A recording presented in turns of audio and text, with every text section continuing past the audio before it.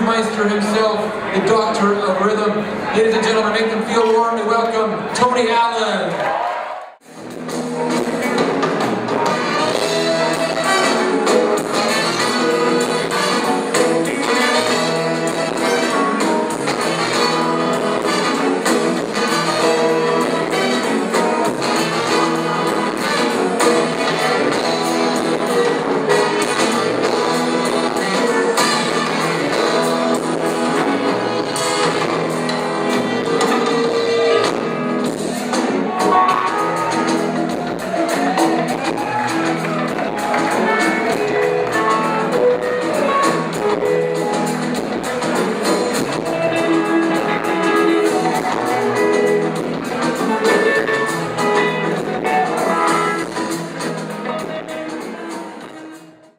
Hi, this is Rajni Sharma and you're watching The Voice of World Music Today.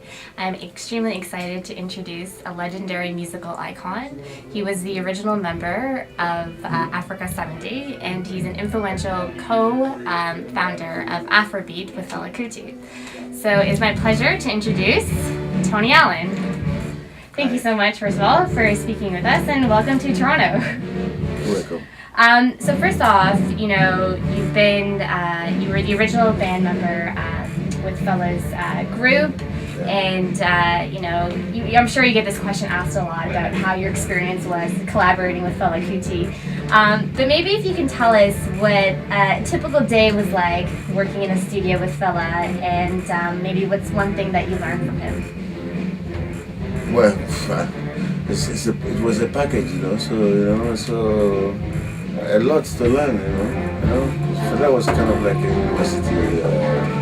university by itself. Yeah. You know, so if you never pass through it, you can never talk about it. So yeah, going to the studio with Fela was, you know, it's kind of a very precious things to be doing. Were there ever moments or times where you felt like while you were working with him, you're like, wow, this is what creating music is all about? Yes. The more reason why I was there, you know, I spent 15 years with him, you know. Mm-hmm. It's because if there wasn't anything for me to be achieving there, you know, I wouldn't be there, you know. Yeah. So because, you know, I never played any band for more than maximum 1 year. Mm-hmm. You know, before I met Fela, you know. So when I met him, you know, I just knew that it was a different era, you know, completely different movement, you know? Mm-hmm. And which was what I was looking forward to, also to have a challenge, something that wasn't there before. So somebody who can write music weirdly, not like others, you know, just kind of a challenge for me. You know, so I was looking forward to that. So and I got enough with Fela. Yeah. You know, so that was my learning point. And speaking of that movement, you know, a lot of the message in his songs was about, you know, the politics in Africa and the military regime, and you know, it's using music as a vehicle to communicate those issues. Do you, what sort of messages do you talk about in the music that you produce today? Me, I go to talk about any message. Yeah. It depends. Depends on what's transpiring. And what is it? How you know? It depends on my mood too. Would I want to say anything about it? It depends. Yeah. You know? Because I think the media already have been doing enough, and they're even visualizing it. Yeah. So you know, so everybody could see this. Yeah. You know? And what the record is doing, you know, whatever, if I'm listening about anything at all, it's just because record is a record. Yeah. It's kind of, it's like kind of like indelible, you know.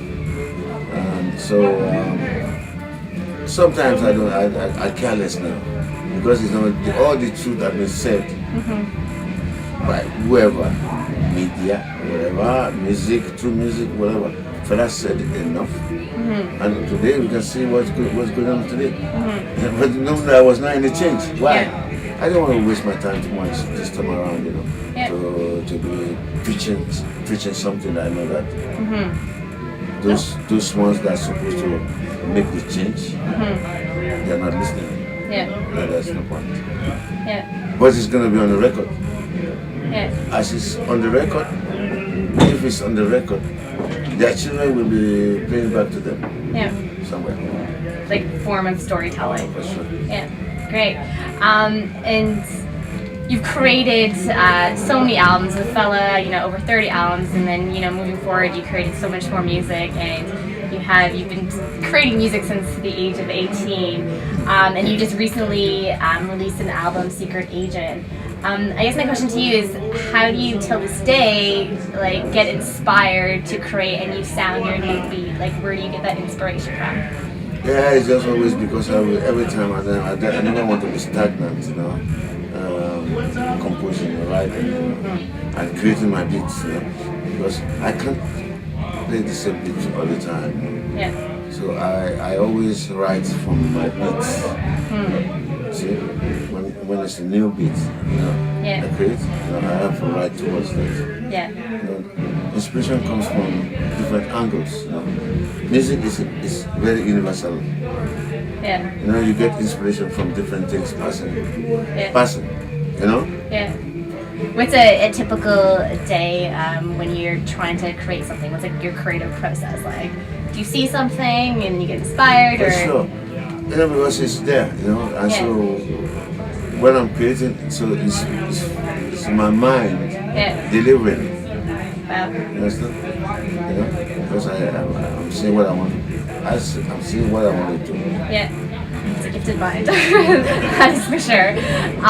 And speaking of the type of music that you create, where do you think Afrobeat and Afro-funk culture is today? Afro-funk was the beginning of everything, kind of like music that has a groove. Yeah. That that keeps you on the floor. Afro-funk, to me, I would dance to that. I dance to that all the time. But it's the Afrobeat. It's kind of combination of everything. Mixture.